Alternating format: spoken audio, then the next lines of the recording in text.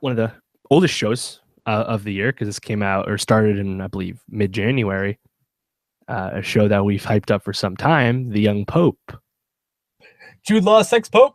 Hell yes. It's on HBO, but it wasn't an HBO original. You know, it came over from Skylandic IT. I forget which European show, but it aired in Italy first because Paolo Sorrentino, the Italian filmmaker, very famous. I haven't seen any of his works, but there's a lot of pieces about that if you're interested in his stuff. But yeah, he brought this wonderful show, which is just so idiosyncratic. And of course, Jude Law anchors it with this amazing performance that was honestly very underappreciated. But the show is just unlike anything else on TV.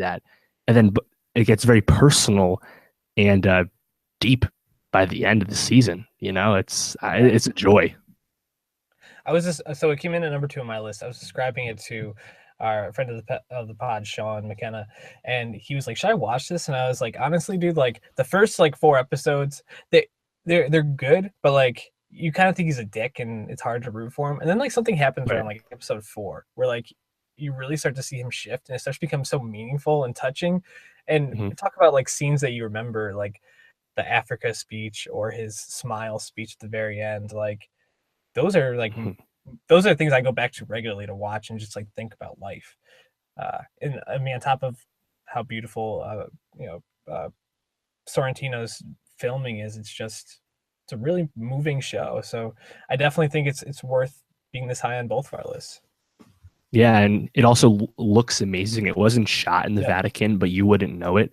No. I mean, it's a very expensive looking show.